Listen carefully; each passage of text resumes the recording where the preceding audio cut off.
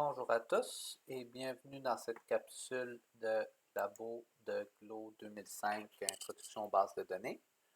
Pour cette semaine, on va faire un exercice sur le chapitre 11, la gestion de transactions qu'on vient de finir dans le cours live hier.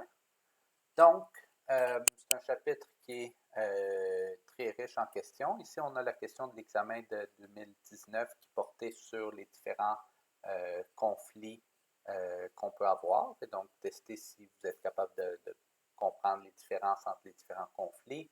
Dans l'année précédente et dans les exercices Turning Point, c'est des questions plus sur les niveaux d'isolation des transactions. On peut poser des questions sur les propriétés acides, sur la journalisation, sur le verrouillage d'EPL.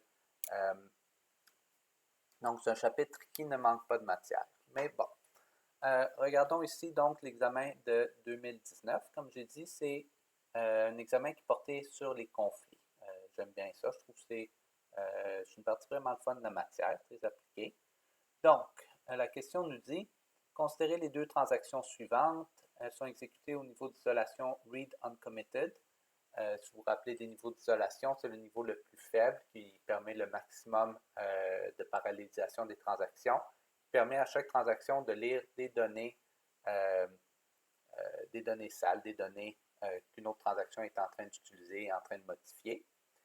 Donc, dans les deux cas, les transactions utilisent uniquement une relation, la relation prof, comme on peut voir, et la relation prof contient initialement le tuple 42 trillion Astra.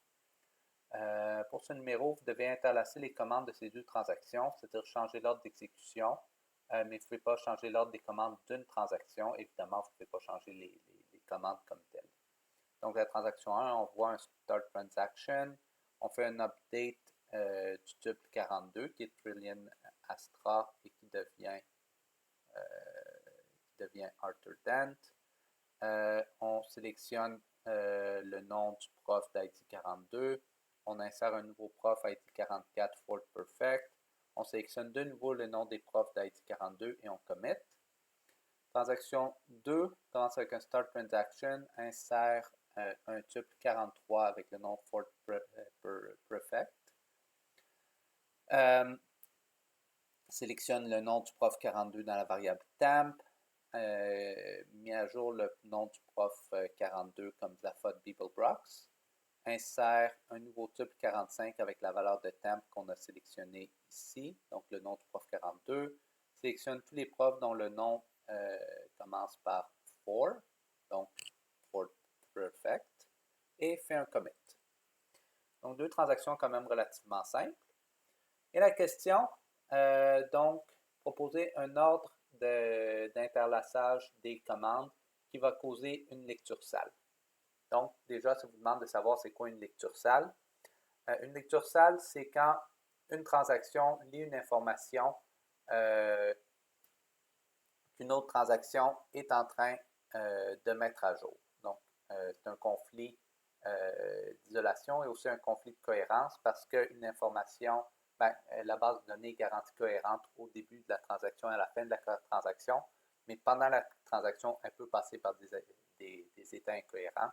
Donc, on lit une information qui est incertaine, qui est peut-être incohérente avec le reste de la BD. Donc, pour un ordre des commandes, dans le cadre de cette question, ce n'est pas écrit explicitement ici, mais vous avez juste à mettre les numéros de commandes nécessaires pour causer le conflit. Vous n'avez pas besoin de réécrire les 13 numéros à chaque fois. Donc, quoi qu'il en soit, un ordre de commande causerait une lecture sale, c'est donc un ordre où est-ce qu'une transaction fait une mise à jour, la deuxième transaction utilise l'information de cette mise à jour et ensuite la première transaction fait son commit. Très important dans la définition que c'est une information non commise qui est lue. Donc, supposons qu'on commence par la transaction 1. Ici, la commande numéro 2 modifie le nom du ID 42. La transaction numéro 2 ici utilise l'ID numéro 42. Et ensuite, on fait notre commit. Donc, à ce point-ci, la commande de la transaction 2 aura lu une information qui a été mise à jour par la transaction 1, mais qui n'est pas encore committée. Donc, un ordre possible, 2, 9, 9 et 6 serait une réponse acceptable. Il y en a d'autres possibles. Il n'y a aucune autre place où est-ce que la transaction 2 lit l'information 42. Mais ici, on lit tous les profs qui ont un nom comme Ford, et donc Ford Prefect. Et ici, on a créé un nouveau tuple qui a Ford Prefect. Donc ici, on met à jour, on modifie, on crée une nouvelle information. On écrit donc l'information. Ici, parce que écrire, c'est pas juste update, ça peut être un insert, évidemment, ou même un delete. Ici, on consulte l'information et ici, on commit. Donc, 4, 12, 6 est une réponse acceptable à cette question. Si on prend la transaction 2 pour commencer, ici, on fait une écriture pour un tuple 43 Ford, mais celui-là n'est jamais consulté par la transaction 1, donc il ne posera pas de problème. Ici, numéro 10, on modifie le tuple 42. Et ici, numéro 3, on lit le tuple 42. Ici, numéro 5, on lit le tuple 42 de nouveau. Donc, deux ordres possibles. 10 pour changer le tuple 42, 3 pour lire, et ensuite notre commit 13, ou bien 10, 5 pour lire la valeur, et ensuite notre commit numéro 13 sont deux autres réponses possibles pour cette question. Donc, on avait 4 réponses possibles. Vous auriez pu donner n'importe laquelle des 4 pour avoir le point ici. Deuxième question, proposer un ordre de commande qui causera une lecture non répétable. Donc, ça, c'est une partie de la raison pour laquelle le commit après la lecture était important dans l'autre, dans la définition de la lecture sale.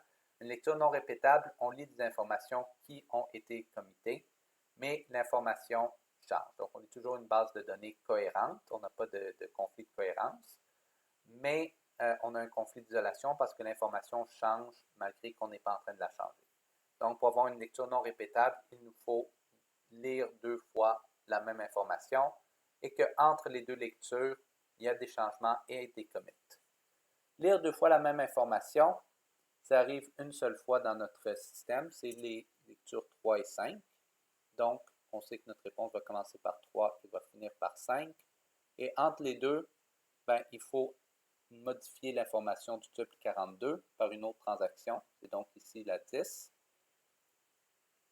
et faire notre commit 13.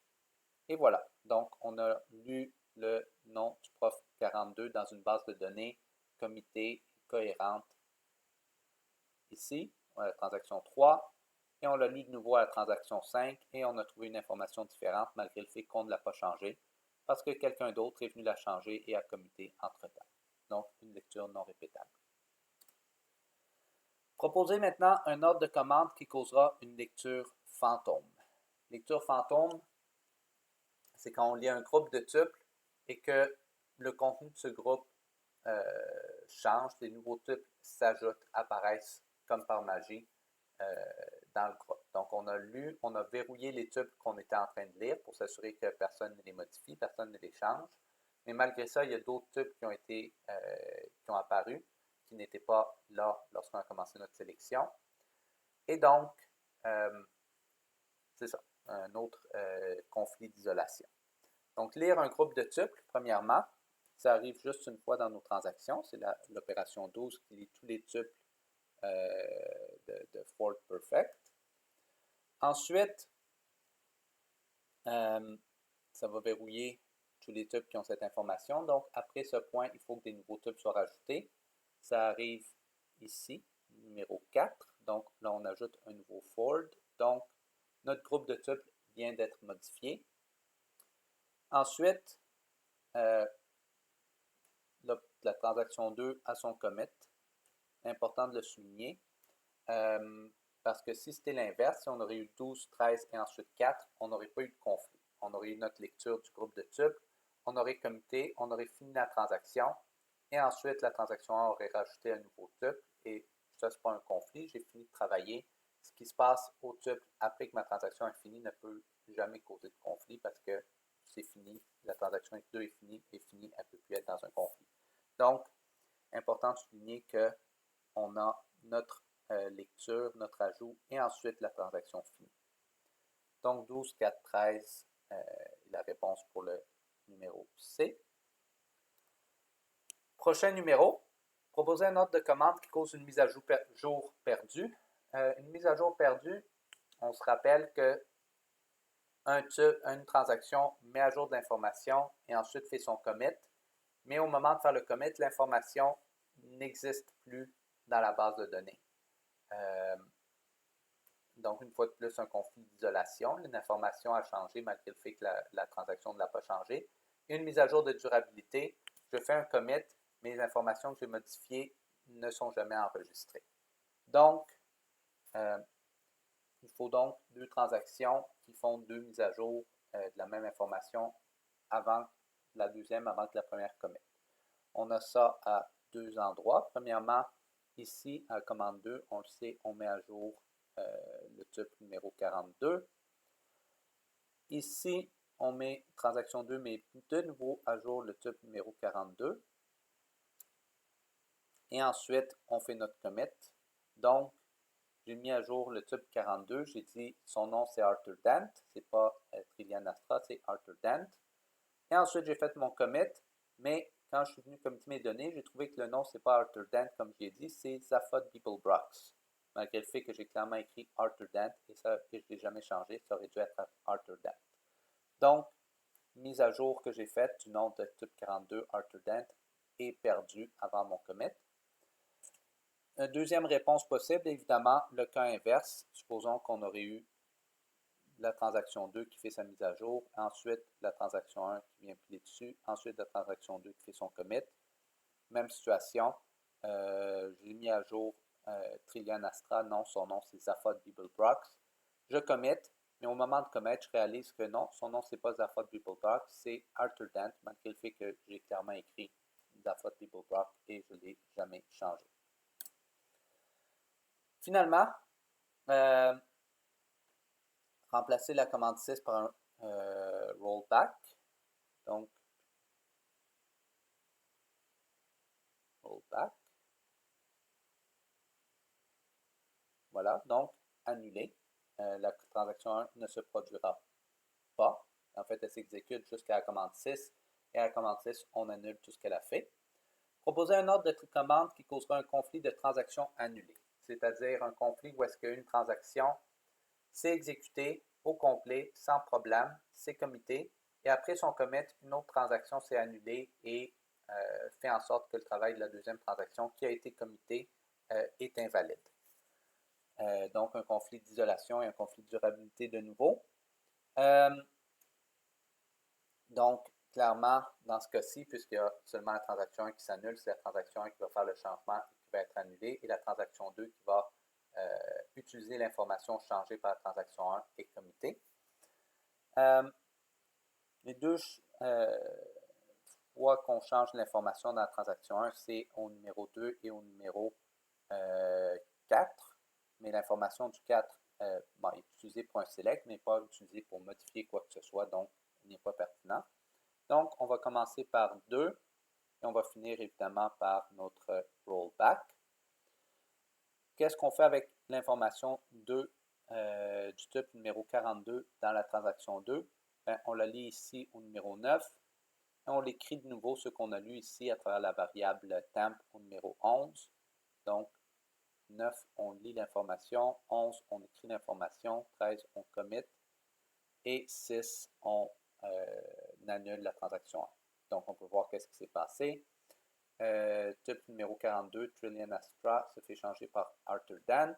Transaction 2 prend le nom du type numéro 42, donc Arthur Dent, l'écrit comme le nom du type 45, commit, donc c'est enregistré durable dans la base de données.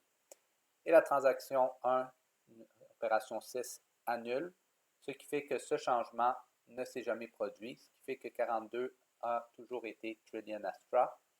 Mais malgré ça, le type 42 et 45 devraient avoir le même nombre, ben ici on a Trillian Astra et ici on a Arthur Dent parce que l'information a été enregistrée utilisant une mise à jour qui a été annulée, qui n'aurait jamais dû être prise en compte. Donc, un conflit de transaction annulée. Et c'est tout. C'était tout le problème, comme vous voyez, assez simple pour 5 points pour tout le monde dans cet examen. Donc, c'est ça. Je vais même mettre un 6e point, question bonus si vous voulez, d'où proviennent les noms des personnages dans cette question. Donc, c'est tout pour le labo de cette semaine. Je vous laisse et à la semaine prochaine.